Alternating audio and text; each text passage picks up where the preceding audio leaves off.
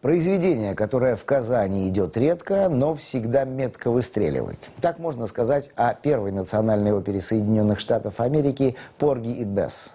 Она собрана в концертном исполнении специально для Шаляпинского фестиваля, проходящего в эти дни в Казани.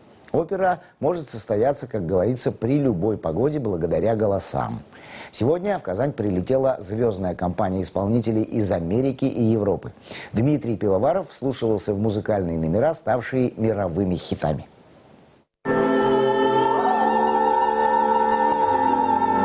Впервые в почти полном концертном варианте опера Джорджа Гершвина напомнила о себе в феврале 2012 года на вечерах афроамериканской музыки, когда в Казань прилетели номинанты на премию Грэмми. Тогда обновленный симфонический оркестр республики и зрители наконец-то открыли для себя уникальный музыкальный материал, как и те гости, умиляющиеся снегу, который в этом году бурно накрыл ряд территорий США.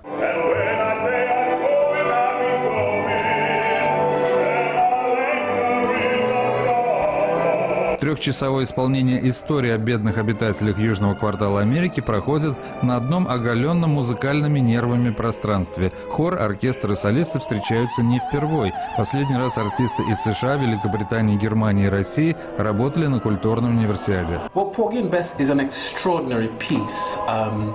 и Бесс» — это в первую очередь признак того, как отличается, например, российская опера от итальянских или американских. Музыка экстраординарная, как и поэтический ряд, здесь все взаимосвязано. А в Казани приезжать огромное удовольствие. С двумя солистами я работал уже в прошлый раз.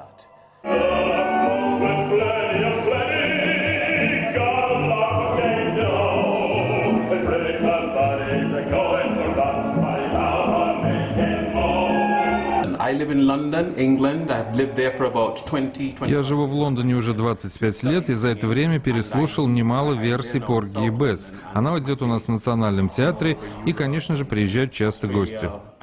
Впервые опера Джорджа Гершвина увидела свет в 1935 году и с тех пор стала хитом во многих странах мира благодаря нетленным темам, сюжету, где есть история любви, чувство реализма в показе жизни бедноты, полицейский, торговец кокаином и портовые грузчики. Разобранная на музыкальные цитаты, история о нищем калеке и гордой красавице остается до сих пор проверкой и на профессиональную вокальную прочность, и на сценическое долголетие.